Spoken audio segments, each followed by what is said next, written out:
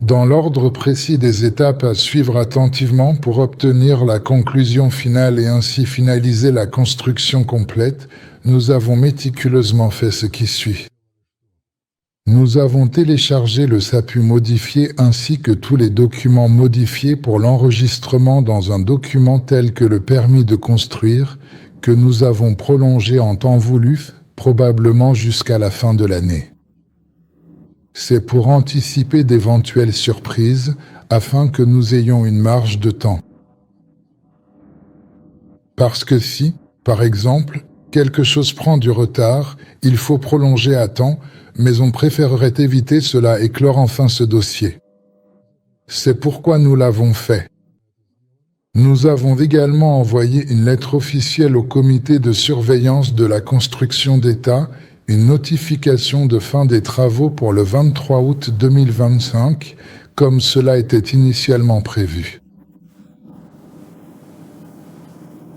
Voici une copie de cette lettre. Nous avons également envoyé une notification concernant les délais d'achèvement des travaux devant être contrôlés lors de la construction et de la reconstruction de l'ouvrage immobilier.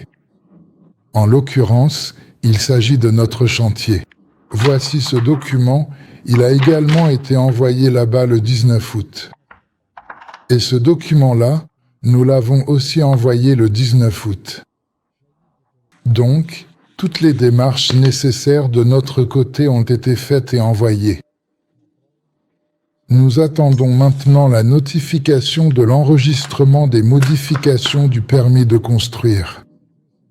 Ensuite, la commission sera convoquée pour intervenir ici, sur notre site. Est-ce que Sauvelmage va prendre les actions des actionnaires sous gestion, comme le fait Solar Group? Pourquoi faire? La législation ne le prévoit pas. Vous comprenez, par exemple, si nous procédons à une émission d'actions, nous le faisons, mais tant que ces actions ne sont pas réalisées, elles restent la propriété de Sauvelmage et sous sa gestion. Mais prendre des actions de personnes physiques, individuellement, pour quelqu'un, non. En tant que personne morale, nous n'avons pas ce type d'activité. Ce n'est pas prévu dans les statuts. C'est pourquoi je ne vois pas la nécessité actuelle. Si un tel besoin se présente à l'avenir, nous y réfléchirons attentivement. Nous réfléchirons et évaluerons cette nécessité seulement après avoir effectivement acheté le terrain et réalisé l'évaluation complète. D'ailleurs, concernant l'acquisition du terrain, nous avons déjà commencé à travailler sur cette question, à examiner la procédure à suivre, ce qu'il faut accomplir, à partir de quel moment et comment cela va se passer. La condition principale qui sera requise, c'est la production de biens et la réalisation de bénéfices. C'est à partir de ce moment-là. Acquisition préférentielle.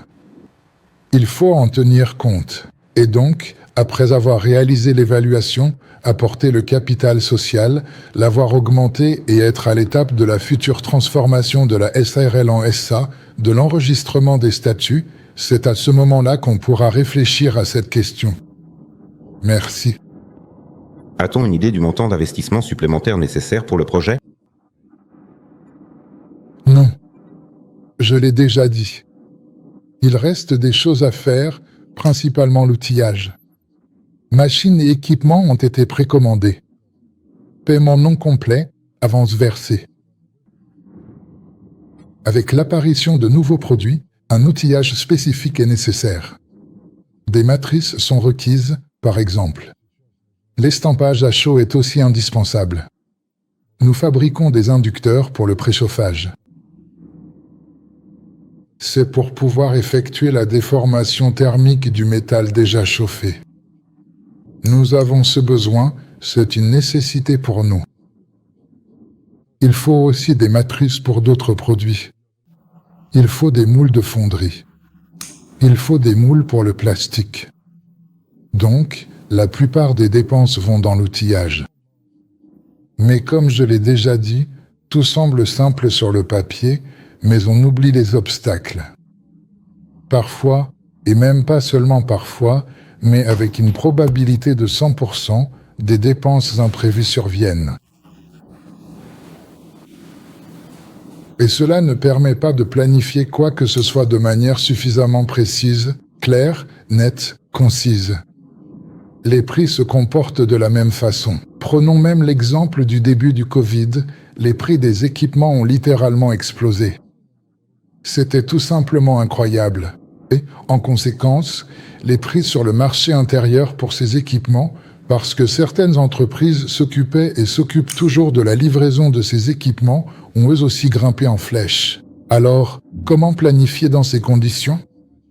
On sait ce qu'il nous faut, mais on ne sait pas combien ça va coûter. Quelles sont les nouvelles de Victor Aristoff? Victor Aristoff s'occupe actuellement de l'organisation de la livraison des équipements que nous commandons. Outillage, ensemble complet. C'est principalement à cela qu'il se consacre. Mais en même temps, il travaille actuellement sur son propre moteur, un peu comme un empellé avec un rotor interne, enfin, avec une hélice interne. Et il a aussi d'autres travaux à l'Institut. Il travaille là-bas avec Tupor. Ce n'est pas si simple, c'est la Chine. Combien coûte le terrain sous Sovelmash? Il est à noter que le prix cadastral est de 88 millions. Oui. 88, j'ai calculé. En tant que résident, nous avons le droit de racheter pour 1%, ça fait 880 000, non? Enfin, à peu près 1 million. Parce qu'ils peuvent changer le prix. Ici, tout ça se passe très vite.